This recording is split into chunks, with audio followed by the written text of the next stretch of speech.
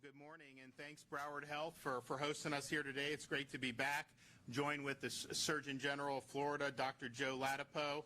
We also have Kevin Guthrie, our Division of Emergency Management Head, Secretary Simone Marsteller for the Agency of Healthcare Administration. Of course, we have the CEO here, Shane Strum. We also have Dr. Joshua Lenchis, who's the Regional Chief Medical Officer for Broward Health. We have Representatives Lamarca, Fabricio, and Barrero. Mayor Mike Udine from Broward County. I want to thank him for being here as well.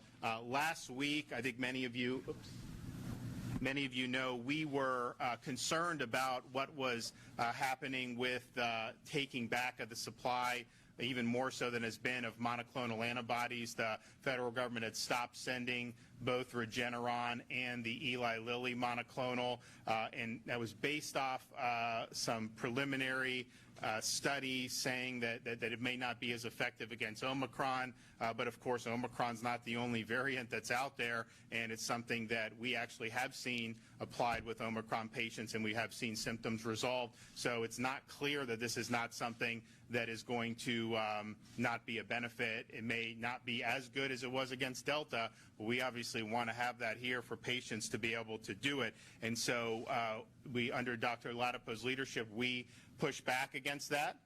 We feel there's no need for it to just be sitting on the shelves. We asked them to stop preventing the distribution of these treatments. And fortunately, yesterday, HHS decided to reverse course, and they are going to be sending these treatments. I think that's the right thing to do. And we're past the point now where we're able to get it directly from any of these companies. The federal government has cornered the entire market. They basically took control of the supply in September. We had done a deal with GlaxoSmithKline on the Sotrovimab, which a lot of people think is the most effective against Omicron, and that is no longer a possibility because the feds have an exclusive arrangement. So we have been able to see, though, enough data, both from South Africa, Europe, and now here in the United States, to know, fortunately, that Omicron is far less pathogenic than the Delta variant was. It's characterized more as mild and brief symptoms in the upper respiratory region, and an absence generally of pulmonary symptoms, which really was what made Delta so devastating. But we also know that Omicron spreads far, far more rapidly. I think if you look around the world, any place that has had Omicron in significant numbers, you don't really have a slope. You have like a straight line going up in terms of how quickly it spreads. And I think we've also seen with Omicron, the vaccinations are not preventing infection. Miami-Dade, for example, is one of the most vaccinated places in the country, if not the world, and they've had huge Omicron infections. And so that's just the reality in terms of that this thing is spread very, very rapidly. There's indications and some studies out of South Africa that an Omicron infection may generate immunity against the Delta variant. And that's important because, yes, in Florida, particularly South Florida, we do believe it's overwhelmingly Omicron infections that are occurring, but Delta is still there, and most of the people that get really seriously ill are still being infected with the Delta variant. And so it's important to understand that and be able to have a strategy in place that is going to deal with both of those. And so we're able to say today, now that we've gotten the pathway cleared with the Regeneron, now that we've gotten the pathway cleared with the Bamlanivimab, and of course we want more and more of the Sotrovimab to do, we have the ability, and we will immediately turn on additional sites as soon as the federal government gives us a supply. We will do an additional site here in Broward County. We'll do an additional site in Miami-Dade. We'll do an additional site in Palm Beach County. We'll do an additional site in Central Florida. And we also have the capacity to increase of the existing footprint, which we do have a good existing footprint. And we have the ability to add 5 to 10 more sites as the demand may be. But that is all contingent on the federal government sending the doses that we need. And so we're looking at probably between 30 and 40,000 additional doses. This will be used very easily. We've got the infrastructure in place. After we did our sites over the summer, once the demand declined, we were able to effectively mobilize them within each community. So there's some places where the hospitals take the lead. There's others where sites are run, and it's a variety, but people have had access on that. But we also knew that if there were increases in the future, we wanted to make sure that we had the capacity to be able to ramp up very quickly. And so those sites will be up the next day. They're ready. We have DEM, we have health. It's all locked and loaded. It's just a matter of federal government giving us more doses to be able to administer for the Floridians who need it. So that will make a positive difference. And we also had the foresight to ask the legislature in October to set aside money so that we would be able to handle this and there'd be no issue with it, including purchasing our own supply. I don't think we have the option to do that in terms of the federal government's exclusive arrangement, but if they were willing to sell it, we have the ability to buy it ourselves. So that's close to $1 billion that's been set aside to mobilize to be able to treat people, and we're glad that we were able to do that. We also are looking, if you look at the Jackson down in Miami, the biggest system down in our biggest county, they have been putting out data distinguishing the people that are COVID positive in the hospital for something else and the people that are actually being treated for COVID. I think that's an important distinction to make when you have a variant like Omicron, which is much more widespread. You are going to have people who get into a car accident and go into the emergency room. They're swabbing everybody, and you're going to have people that have incidental positives. And so they've anticipated about half of their COVID positive patients within their system are not being treated for COVID. And I think you're likely to see bigger percentages in that regard than we've seen throughout the pandemic. And so that's important when you look, right now in Florida, we've seen increases, but we still have, I think our ICU COVID utilization is the lowest per capita in the country. Right now it has gone up like everything has since November, but looking to see who is being admitted for COVID versus who may be admitted with COVID is going to be important to really chart the severity of what we're seeing. And we do think the most severe cases are still the Delta variant. In terms of, we were talking with the mayor about there's obviously a crunch on the availability of tests. We were promised a lot of these home tests. That's the federal government has total control over that. They've promised hundreds of millions of tests. I don't know when that's coming, if it'll come. Sending it to people or letting them do that without having to go into a line would probably be the most efficient way to do it. If we had the capacity to buy some, we would have bought some, but we can't. It's all going to be done through the federal government. And so I know that there's been promises made in that regard, and so we will see. We have pushed out from the Department of Emergency Management in the last 6 months over 1,500 requests for tests. We've done 50 in Broward County. Now, because of the limited supply, what's asked for, you got to look to figure out, try to spread it around as best you can, and that's what Kevin has done. So there is a crunch on this, and that's just going to be the reality until we get the federal government to start sending more down. But in the meantime, Dr. Latipo is working on providing some testing guidance about who should be testing. I mean, you want to test in order to get a clinical outcome, and that has got to be readily available for anybody, particularly our vulnerable populations who are infected. But I think what you're seeing is there's people who go to the drugstore, they'll buy all these tests, they'll go multiple times a week and go to the sites and test without symptoms. That is just going to contribute to some of the crunch that you're seeing. So he's going to work on putting out some guidance to try to say, let's test for a reason, and if you need the treatment, obviously we want the treatment to be there for you, and I think that that'll be something that'll be very well received. So we are ready to go on all this and have been ready for a long time.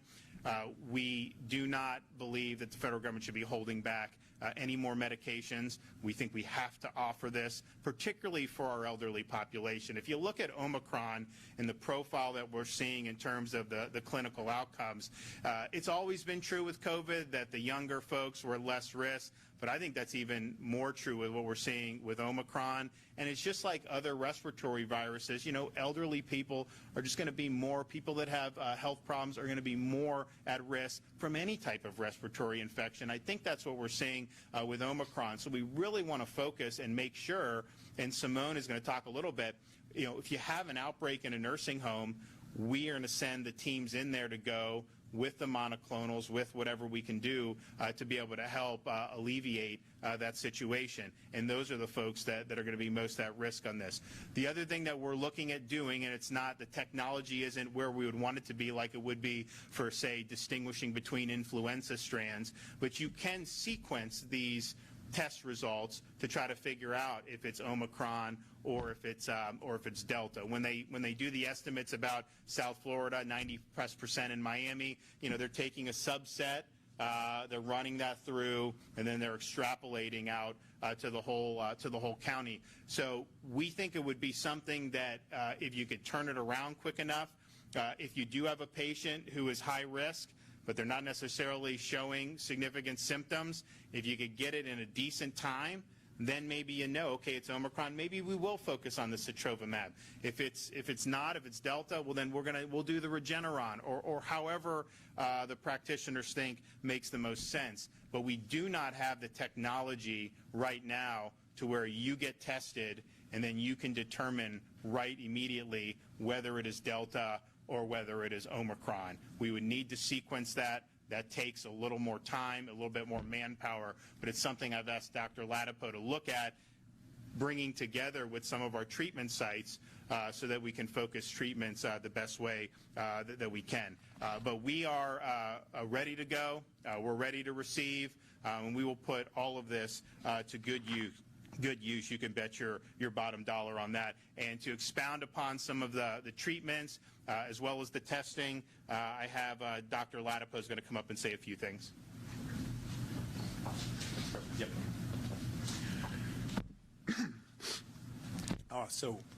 Good morning or good afternoon. I always have to check these days. Okay, I'm a dad of 3 kids, so give me a break.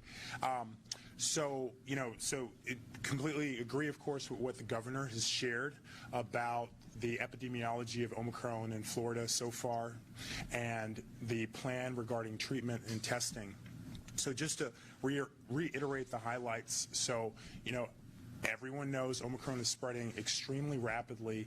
The good news is that it appears to be less virulent, and the hospitalizations are not increasing nearly at the rate that the cases. It's not close. There's a very big difference between the change in cases and the change in hospitalizations.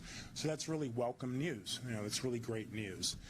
And then something else the governor has noted is that there's a distinction between the people who are being hospitalized with COVID, with Omicron right now, and the people who are being hospitalized for COVID, for Omicron. So that's a very big deal. There's a big gap right now. The estimates I've seen, like the governor, are that maybe half of people on average, there's a range, but half of people are just in the hospital for something else. And that's actually reflected in our ICU numbers. So we're not seeing any big increase in our ICU usage. So that's all really good news. It's a blessing considering how the last 2 years have been. So in terms of treatment, fortunately my department and the governor's office were able to work together to put together an effective communication last week to reverse the completely senseless decision that the federal government made to withhold effective treatment from populations during a surge. You didn't need, I have an MD and a PhD, but you didn't need either one of them to figure out that wasn't the right decision. And unfortunately, the federal government has reversed on that. So that's also good news for Florida and good news for the rest of the nation. In terms of the newer treatments, we're seeing more of the Paxil and the Merck products reaching pharmacies in Florida. So we're working with the federal government, we're working with pharmacies and other sites in Florida to get that out in the community. I think in other areas where the demand is outstripping supply, particularly for high-risk patients. I think, clinicians, and we've encouraged clinicians in our communications to consider the clinical evidence for other medications that people can take at home. So, for example, there's high quality data on inhaled budesonide that's reductions in hospitalizations. And fluvoxamine is another medication. There have been 2 randomized clinical trials that have been published in very good journals that have shown a benefit up to a 90% reduction in hospitalizations and death among people who were adherent to treatment in the fluvoxamine trial. Really great results. You don't hear about it because it's, Pfizer doesn't own it, Merck doesn't own it. There's no one to share that amazing news with people. But really great results and options for clinicians, particularly when there's a crunch on monoclonal antibodies and you're in the middle of a surge and you have a high-risk patient. And then, as the governor mentioned, we're working on testing. So my department's goal is going to be to put out testing that doesn't restrict access to testing, but reduces the use of low-value testing and prioritizes high-value testing. And what do we mean by that? So high-value testing is testing that's likely to change outcomes, right? So, if your grandmother gets a test, that's a much more valuable test than the 8-year-old, third graders that Los Angeles County is sending in to get weekly testing, right? The first one's is much more likely to change outcomes. So we're going to be putting out guidance that puts more emphasis on that. And we're going to be working to unwind the sort of testing psychology that our federal leadership has managed to, unfortunately, get most of the country in over the last 2 years. We need to unwind this testing sort of planning and living one's life around testing. Without it, we're going to be sort of stuck in the same cycle. So, it's really time for people to be living, to make the decisions they want regarding vaccination, to enjoy the fact that many people have natural immunity, and to unwind this, this preoccupation with only COVID as determining the boundaries and constraints and possibilities of life. And we're going to start that in Florida. Okay, thanks. Oh, yeah, absolutely. Talk about how initially can you explain why it was that they said the Regeneron may not work? Like, was that a clinical trial, or what was that in terms of Omicron? Oh, sure. Yeah, absolutely. So what it was sort of a terrible clinical decision, and I think it actually highlights the fact that that the leadership of HHS doesn't have a clinical background. I think that's actually what that decision reflects. So the laboratory evidence was indicating that the affinity of the antibodies, such as the Regeneron antibodies, for the Omicron variant were diminished.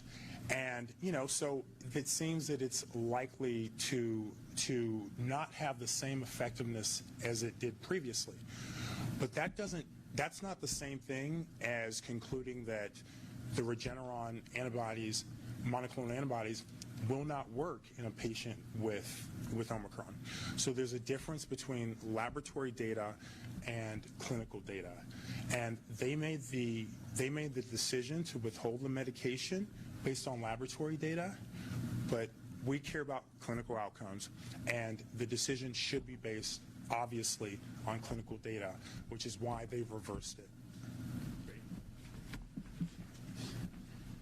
And we, a lot of Floridians, we had August, September, and we did probably 160,000. We definitely kept tens of thousands of people out of hospital who got this early, saved lives with it. People were really happy. They resolved their symptoms. But we also had very good response when we did introduce the sotrovimab. And that's IV, so it wasn't as easy to do as the subcutaneous. But that worked well, and hopefully it continues to work well with Omicron. There seems to be high confidence that it is. But I think all of them, we've seen some levels of success. And so at the end of the day, if the Regeneron was X% against Delta, pretty high, if it's half that, that's still better than not getting anything. Why would you want it to sit on a shelf if it has, 50% chance of keeping someone out of a hospital? And it may turn out who knows how it'll end up turning out once you get clinical data. But I think it was kind of just like reported like, oh, you know, it definitely doesn't work against that. And I asked, I was like, it doesn't, we know that? Did they already run that or something? And it was, you know, there was this little data point, but this was not something that was born out of a full-blown clinical trial. Okay, Director Kevin Guthrie from DEM. Thank you, Governor. Thank you for having me here today, Shane. Appreciate you being here and the other elected officials. As you've seen, Governor DeSantis has been very instrumental in securing the life-saving treatments that we've been rolling out over the last several months. And, you know, we're ready at the division to continue rolling that out. Under his leadership, the division has remained prepared to support the continued operation and administration of these treatments done by the Florida Department of Health and, in certain cases, ACA when it comes to ALFs and nursing homes. We took multiple steps, including securing nearly $1 billion, as the governor's already mentioned. We went, along with the Office of Policy and Budget, we went to the Legislative Budget Commission and secured that additional nearly $1 billion so that we are ready to go. We saw this coming. We saw and we were prepared for what might happen. In most cases, if we should get these therapies, we can immediately, and when I say immediately, within 24 hours, open a site.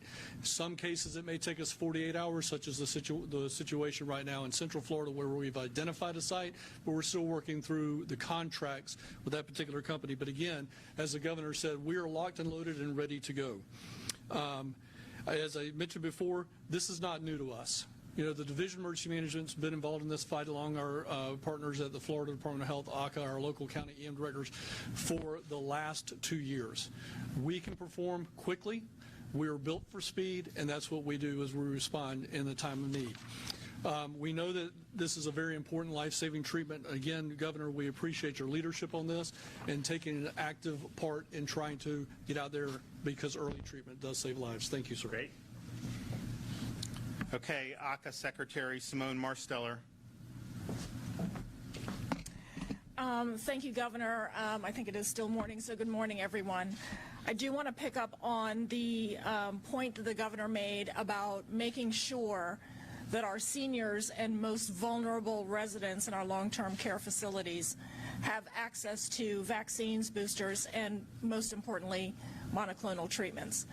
As I'm sure you all know, Governor DeSantis' Seniors First strategy in the very beginning days of COVID went a long way towards saving so many lives of our seniors and other vulnerable individuals in our long-term care facilities.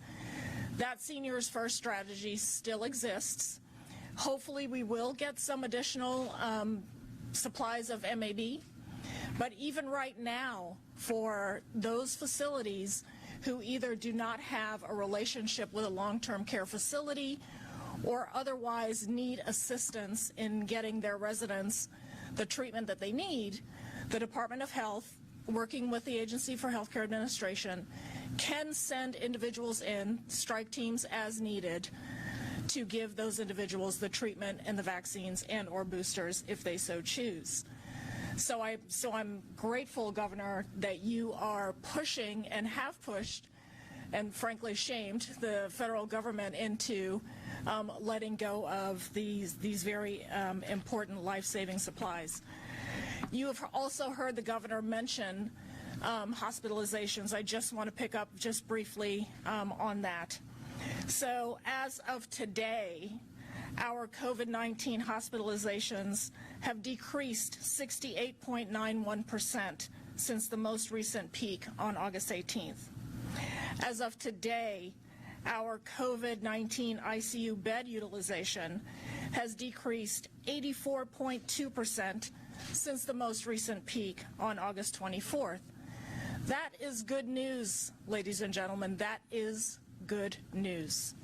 Finally, the Governor did mention the importance, and I agree with him, of hospitals delineating between those individuals who are hospitalized for COVID, or I should say because of COVID, and those individuals who have COVID coincidental to whatever the primary reason that they are being admitted to the hospital. My agency is going to be working with all our Florida hospitals to collect that information because I agree with the Governor. It is important for us to have that information and to get the information out to the Florida public. We don't want people to be afraid. We want people to make the right decisions, but we also want them to have the right information on which to make those decisions. So I thank you, Governor, for your leadership, and my agency stands ready to assist as needed. And if you look at the overall capacity, I mean, I think the hospitals in Florida have done a very good job of managing and expanding when need be. There's a lot of capacity available right now. Of course, we have a lot of people in Florida over these months.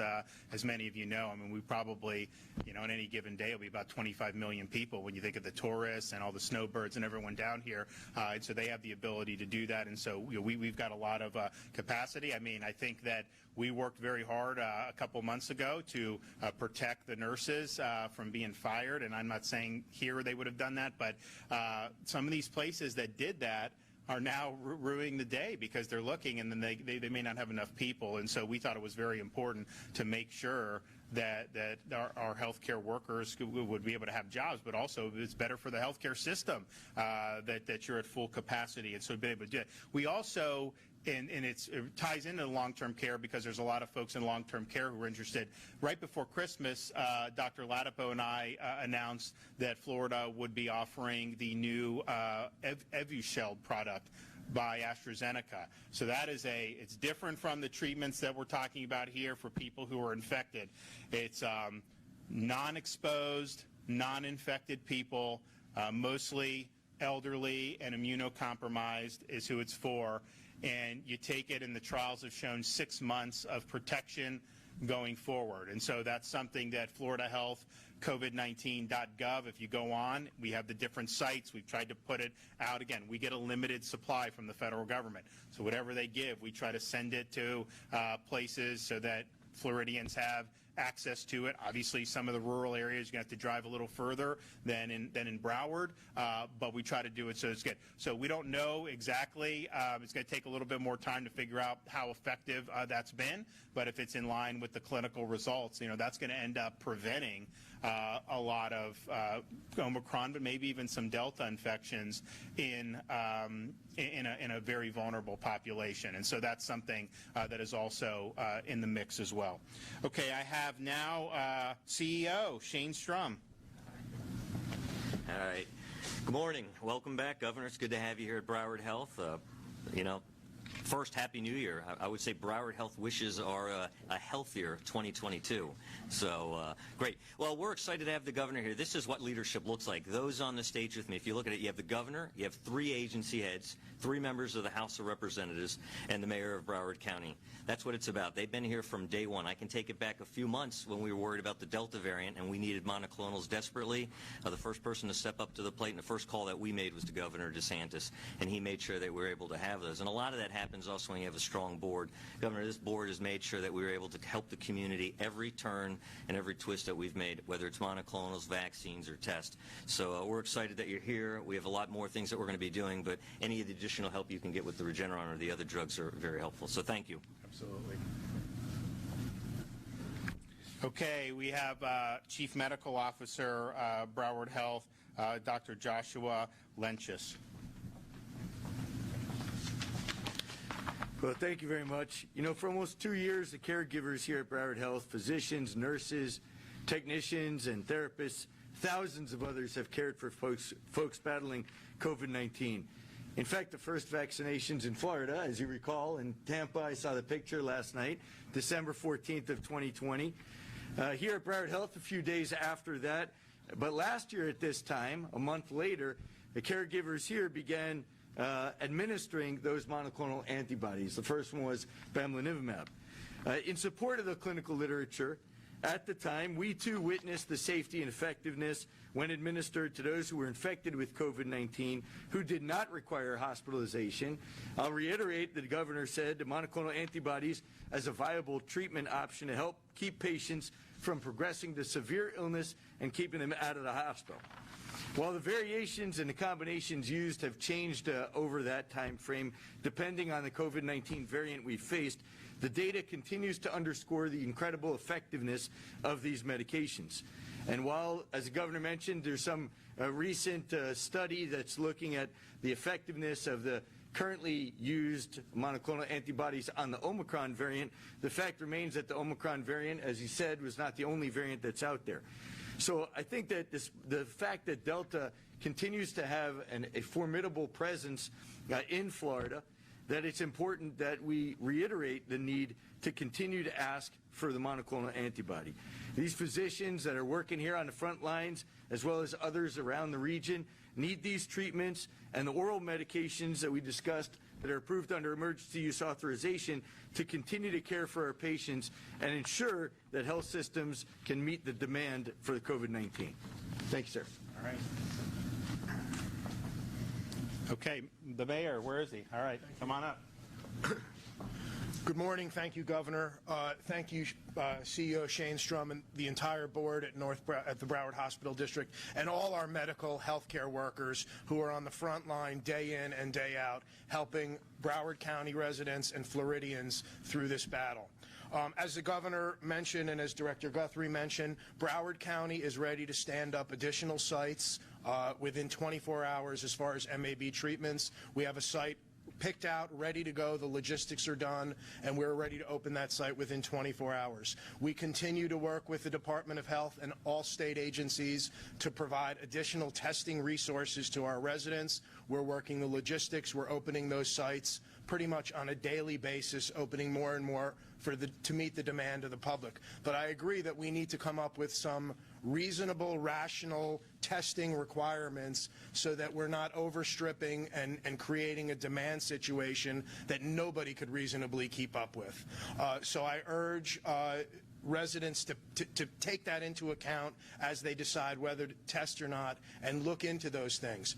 Vaccines, boosters, we're working with ACA and we're working with our senior communities when we have that to go right into the communities to help our most vulnerable, and Broward County will continue to do that. So I thank you for your cooperation and all the department heads for working together with Broward County so that we can ensure the best health outcomes for our residents and visitors. Thank you. I think it's also just important to point out in terms of Florida. You look what's going on in other states. They're letting hysteria drive them to doing really damaging things. We thought that people had learned. They're closing schools. They're doing things that should not be done, and that is not the way you deal with this. And so, we are 100% committed to making sure that people are able to live their lives, that our kids are able to get an education, that people's businesses are able to operate, and that people have jobs. And so that is just non-negotiable, and you got to do it. And when Joe Latipo first came on board in September, he said that that there's no place for fear when you're doing the policy. You got to deal with this rationally. I think that particularly given the clinical profile so far of Omicron, there's not justifiable to let fear overwhelm you. I mean, this is something where, we're seeing dramatically less clinical results, negative clinical results compared to what we saw with Delta. It doesn't mean that we don't want to do all we can to help the people who need the help, and that's why we're doing this. That's why we set aside so much money. That's why we've mobilized and done all the things we do, and we'll continue to do more as the federal government empowers us to be able to do it. But man, you can't let go down that road, because that is a road they're just never going to be able to get out of that rut, and it's just going to continue to hurt a lot of people, and it ain't going to do anything, to slow down or to stop a incredibly contagious airborne virus. I mean, come on. And so we're going to be there for folks. We're going to make sure. But as Joe Latipo said, that's across the board.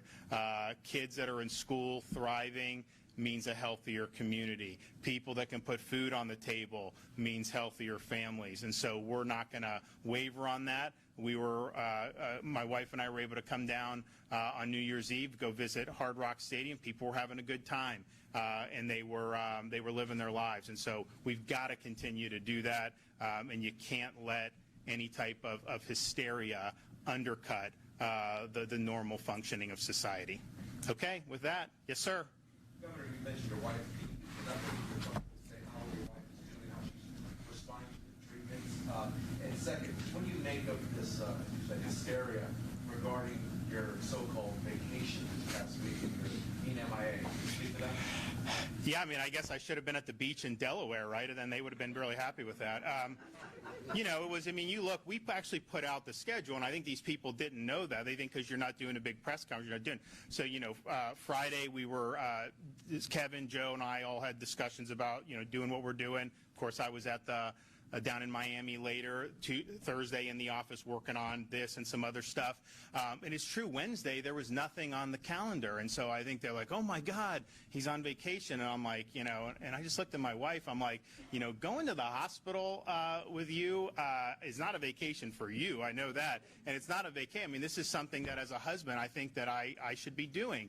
I've accompanied her to all her chemotherapy treatments, and she's there for a long time. I mean, you know, I'm there most of the time, but it's a draining thing. When she's done with it, you know, it's not something that's great to see. And so I just think a lot of people, particularly people that have gone through breast cancer treatments, the notion that that would be considered a vacation, I think is offensive to a lot of those folks, and they understand, you know, what you're doing. At the same time, she's committed to not being in the fetal position the whole time. And, you know, she's not through with it, but she's almost through with it. And I think she's going to end up good on the other end of it. But that's just, you know, the way she is. And so, yeah, I think it was dumb. There was a foot fault, obviously, on their part. It wasn't effective. And all I can tell you is that, you know, sometimes, you know, we just try to get this stuff done. I mean, I don't care. I mean, we don't do political. We just want to help people with this. But, you know, when you're in a political arena, sometimes you're fortunate in the enemies that you have, because, you know, these are folks that are just not shooting straight right now. Governor, what is your advice to, like, school districts who host resuming classes today?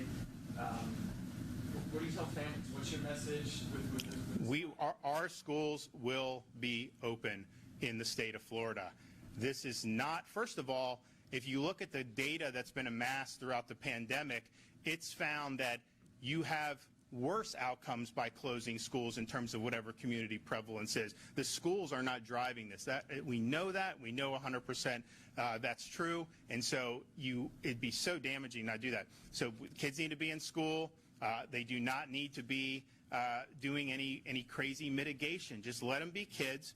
I think it's pretty clear a lot of this mitigation, it hasn't worked, period. But for Omicron, I mean, just think a lot of the places that have had massive surges recently have vaccine passports, have mandates, have restrictions, have a lot of that stuff, and yet this thing just kind of blows right through it. And so they need to be in school. Parents need to be assured that they're going to be able to send their kids to school. One of the best things that we did this school year with Dr. Latipo was get rid of healthy quarantining of kids, where you'd have one person test positive and you'd send healthy kids home, and almost none of them would end up testing positive themselves. So they were kept out of school for so long, and that was bad policy by CDC.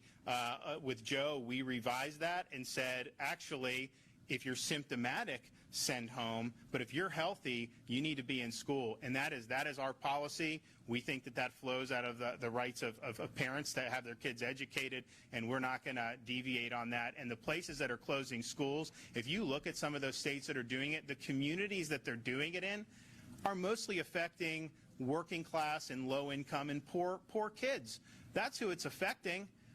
Those are the folks that are least able to bear the burdens of some of this mitigation, and yet that's what's happening. So that's the wrong approach. In Florida, you know, we absolutely want the kids in school, and we know the data has been very clear for a long time that whenever there's any type of wave, it's not the schools that are driving the wave. In fact, the Delta wave in the South was a great example. We brought the schools in just as this thing was peaking, and basically it totally crashed and went down for 3 months. And then when we've seen Omicron take off, the schools were largely adjourned for Christmas break when we saw that. And so there's not a correlation there. But I'd also say the same thing with our state universities.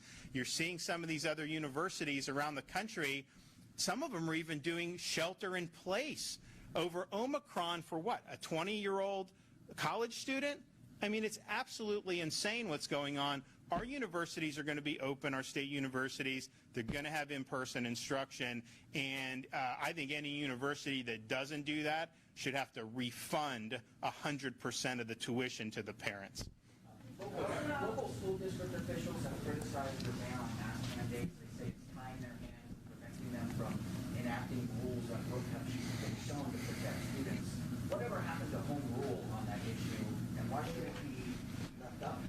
Florida has a Parents' Bill of Rights in the state, and which says that politicians don't get to countermand the rights of parents. That means parents have primary responsibility for the health, education, upbringing of their kids, and forcing kids to wear a mask for 8 hours a day is something that most parents, many parents, do not want. We, of course, give parents the option if you think that that's something that's good. But I would note, they're even saying now, I mean, you even see some of these TV doctors on CNN admitting the cloth masks are not going to protect against Omicron. This is an aerosolized pathogen. It's airborne. And so if you have a piece of cloth, it's not going to protect. The thought of the cloth was if it was primarily through respiratory droplets. So we're going to let parents make those decisions. I think it's absolutely the case that the places that did real stringent mitigation in schools last year in Florida saw some of the biggest declines in performance. Broward led the state in decline.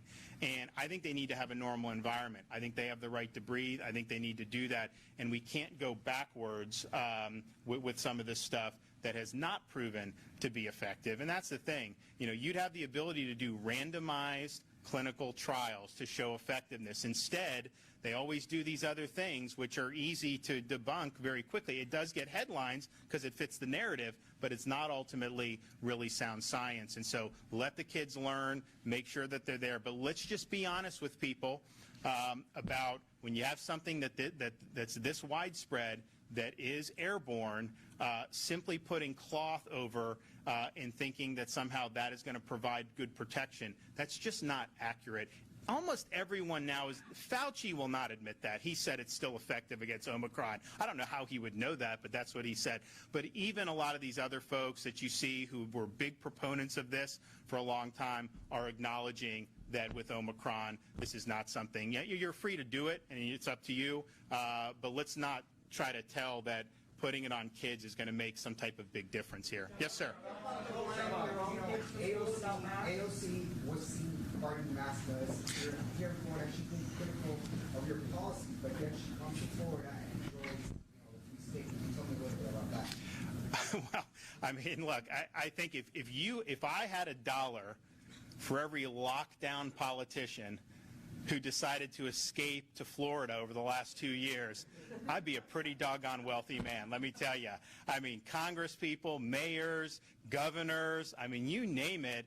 And it's interesting, though, the reception that, that some of these folks will get in Florida, because I think a lot of Floridians say, wait a minute, you're bashing us because we're not doing your draconian policies, and yet we're the first place you want to flee to basically to be able to enjoy life. And so I'm not surprised to see that continue to happen. I could tell you, I mean, there are probably about a half dozen governors who had restrictions on their people and then were spotted at various points in Florida. Some of it's been public, some of it's not been public, but people tell me these things, and so these things are spotted, and so that's just the reality that we're dealing with. I think I'm happy, though, that Florida is a place where people know they can come and they can live like normal people. They can make their own decisions. Fauci, again, he's railing against the restaurants. I mean, these poor people have had, they've done very well in Florida because we protected them. But, this is not an industry that's easy to do very well in. And he's singling them out as if that is somehow such a huge factor when there's all these other things that you could be pointing to. I just think it's wrong. But people know they can come, they can go get a beer. They're not going to have to show papers. They're not going to have to do anything. And just look at what we're seeing now. How big of a failure have vaccine passports been? Okay, if vaccine passports succeeded, you would not see a lot of the stuff that you're seeing in a lot of states that implemented them. And so all it served to do was discriminate against people based on an individual choice, create a two-tiered society. And yes, they are moving, like I said a couple months ago, they are moving to update that to say, in some parts, they're going to say you need a third shot to be able to do. So those policies have not worked, and I think ultimately, look, people vote with their feet. I always say I'm so happy with our Floridians. I'm not asking for people to come move, because we've got great people, we've got a lot of great stuff going on. I think we're going to do a lot more great stuff. But the fact of the matter is, you know, if you look from July of 2020 to July of 2021, we led the country in where people were wanting to come to. And I think that that's a result of protecting people's freedoms and making sure that we had a state worth living in. Governor, given that there's a limited supply of the monoclonal antibodies, is there any thought being given by you or the Surgeon General to lifting the standing order and allowing doctors themselves to prescribe them and determine whether people really need them or not? So here's the, I mean, it's a good question, because prior to what Florida did, you had to go get basically a prescription from a physician, which is fine generally, just, you know, as you know, in theory. The problem is, you know, okay, how long does it take you to get in to see your doctor? When can you get the script? How long that? And when you talk about early treatment really making a difference, you know, if you do it on day 5, that's going to be better than on day 11. And so what we did with the standing order was kind of cut out the middleman, let people go in directly, and if they qualified under the EUA, they would get it. That resulted, I think, in people getting it early enough to make a bigger difference than if they had that additional red tape. However, the result was you would have people that would come, and there were people, no doubt, who got the treatments who likely would have recovered without the treatments. I mean, that's for sure. So the question is, do you reinstitute having them go through physicians, or do you do a standing order, maybe emphasizing a more targeted group of folks to qualify under the standing order? Joe's going to have some guidance on that, but I think where we're going is we're going to continue with the standing order, but I do think it's going to be explicitly targeted, particularly when you have Omicron. Not that young people were particularly vulnerable to the other strands, but this is one where you're basically cold-like symptoms for a lot of those folks. That is not something you need to be coming in, you know, to get monoclonals for. So let's look at our elderly population. Let's look at folks that are immunocompromised, maybe things like diabetes that have shown to be real serious risk factors, and focus it on there. I'm confident that if we do that, you'll be able to still get people in early enough, and if the federal government honors our request for these 30,000 additional doses, I think we're going to be able to meet the demand. You know, Shane here, they could do more if they had more supply, and so we want our hospitals to be able to do more. One of the things we did after the summer and we came down off the Delta was say, okay, we're running these 25 sites, that's great, but we have healthcare apparatus, let's get them more involved. And here in Broward, they really took it, and other parts did it, and so we're proud of that. But now at the same time, we have an opportunity to expand, and we want to do that. But yes, it is going to be tailored to the folks that need it the most. I just think that especially with Omicron, where Dr. Latipo said, I mean, if you look at Simone cited the hospitalization numbers, let's say it's 50%, let's say it's 40% are there with, not because of COVID. You know, that's a far, far fewer number of people hospitalized than we've had in our previous waves at this point. So we just have to understand who's most likely with Omicron to be hospitalized, the elderly, and really focus the treatment on that accordingly. Okay, guys, thanks so much. Appreciate it.